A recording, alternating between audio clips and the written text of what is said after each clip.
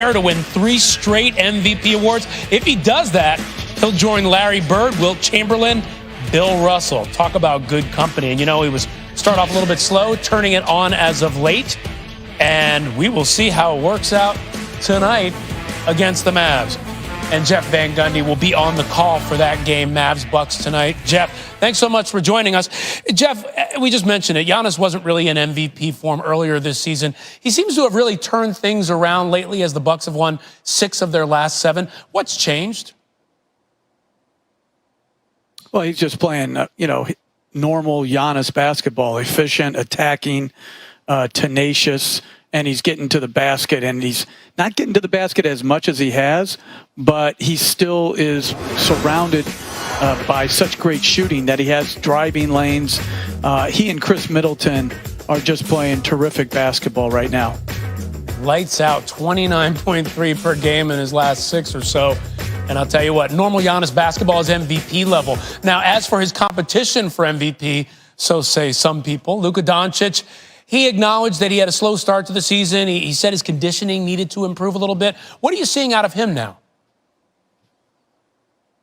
Well, he's one of the greatest offensive forces in the game today. His ability with that body size, vision, and ability to finish around the rim, he's just a dynamic pick and roll player.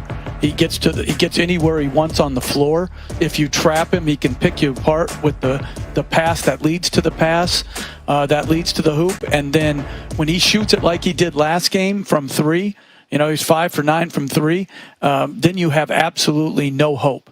His 3 ball is the shot that's inconsistent right now. As he gets more and more consistent from there, I don't know how you guard him or them, because Dallas has done a terrific job, just like Milwaukee has, in surrounding their best player with a lot of offensive firepower and shooting.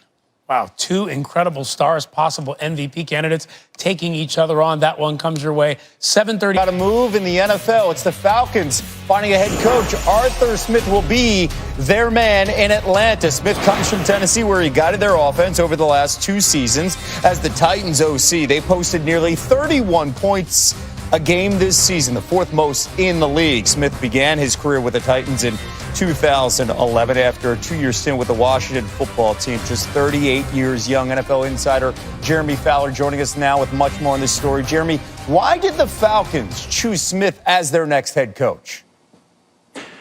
Well, Kevin, they love his leadership, intangibles, and presence. I'm told they went into their interview with Smith wondering what all the fuss was about with the hottest coaching candidate. They came out of it saying, "Oh, I get it. This guy is sharp." And really, they love his offense, whether it comes to current quarterbacks or the future, because they believe Matt Ryan could adapt and maybe get back to his 2016 MVP form with Arthur Smith's steady running game. And he's got a huge cap hit, $40+ million. He might be untradeable this year, much more manageable in future years. So maybe give it one more year with Matt Ryan. That doesn't preclude you from drafting a quarterback number 4 overall. But either way, they love Smith's ability to run an offense. Yeah, after what he's done with Ryan Tannehill, obviously he is a quarterback whisperer. You could say that. We throw that term around a lot here, as there are 4 now head coach openings remaining in the NFL. By the way, Smith interviewed for that Jacksonville job, and they got a new coach. We announced that yesterday with our breaking news. Today he was introduced formally. That is Urban Meyer. And the era is underway in Duval County as the Jaguars introduce the legendary head coach today. Michelle Steele has much more on what's different this time. There's no questioning Urban Meyer's track record of success as a head coach at the collegiate level. I'm sensitive to, the legacy he has, and this is a, very different challenge. There are still, however, some questions about his health. Buckeyes fans might remember seeing Meyer visibly in pain on the sidelines of an Ohio State-Indiana game in 2018. And Meyer himself has said medical issues contributed to his departure from his last 2 jobs as head coach at Florida and Ohio State. Well, I'm not going to be running around like a nut on the practice field, and those days are gone. I had that surgery in 2014 that really helped things, but it's just something I watch very closely. Meyer takes over now the worst team in the league, the 1-15 Jaguars, where the pressure to win will be immense, and starts immediately with the franchise selecting 1st overall in the draft in just a few months. This is a monumental moment for this franchise. And who we pick at that quarterback spot, that's going to be one of the most important decisions I've made in my lifetime. I asked Meyer what changed about his medical condition that allowed him to return, and he told me that he's been speaking to doctors who reassured him, as well as looking into preventative measures for those headache issues.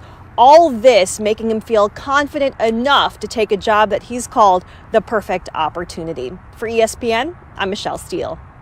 Michelle, thank you so much. For much more, Ryan Clark joins us. And RC, jumping from the college game to the NFL, it's not easy. For every Jimmy Johnson, we've got Nick Saban, a Lou Holtz, you got a Steve Spurrier. The playing field is more even in the NFL. How do you like the fit with Urban in Jacksonville?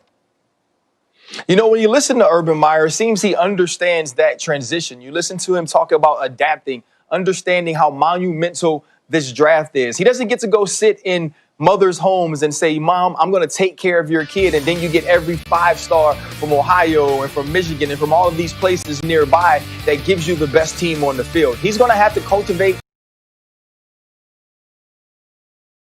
to work with players, not necessarily work above players. And it looks like Urban Meyer knows he has to assemble a great staff, and in assembling that staff, delegate in order for this team to win.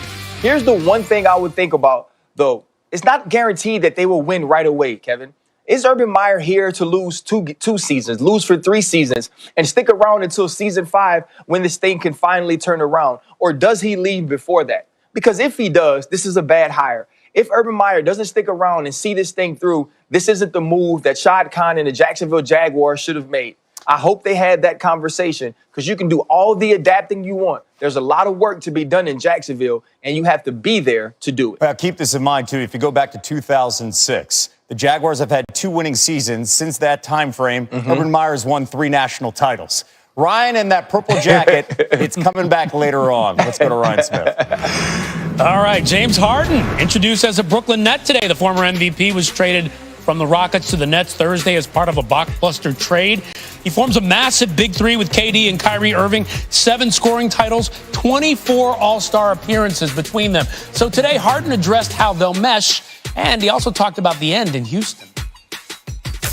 Chemistry, sacrifice, and like you said, we're all elite, so depending on the game, depending on, what's going on throughout the course of the game, that's going to determine who gets the ball and who makes the plays. We're all unselfish. We're all willing passers.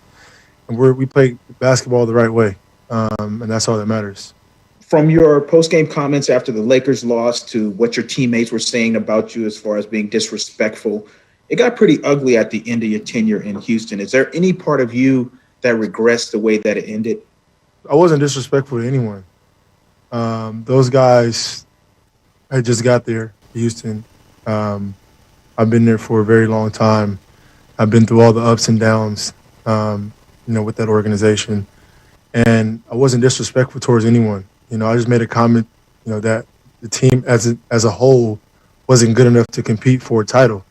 But do you regret the way it ended, though? I mean, it's a place that you loved and you had so many highlights. Yeah, I regret, because I'm not the type of guy to, I don't need the attention, especially the negative energy, the negative attention. Like, I've never been that guy.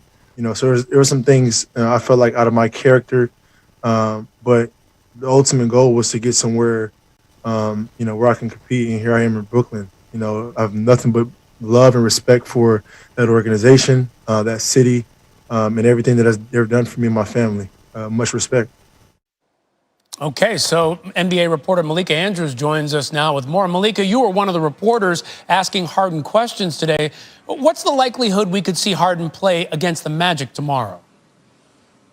Well, it's definitely a possibility. Officially, he is listed as questionable on the injury report that just came out about a half an hour ago, with his trade still pending. Because remember, although I have been told that he took his physical with Brooklyn today, what it depends on is whether or not the other players that Brooklyn shipped out, if they have also taken and passed their physicals. That will be what determines whether or not James Harden will be available. But I asked Steve Nash today, when James James Harden can play as soon as he can. What is the plan? And Steve Nash said that he will start as soon as he's available. The Nets are hoping that is tomorrow. And as far as James, he said that for him, what attracted him to Brooklyn is that he wants to win. He wants to win a title now. That is what's important to him at this point in the season. And so that is what he's looking to continue to build here in Brooklyn. Okay, and he's at this point in his career, rather. Yeah, he's picking a great place in Brooklyn with Kyrie and KD. So let's say with the Nets, as you reported, guard Kyrie Irving will not play on Saturday. He was fined $50,000 for violating the league's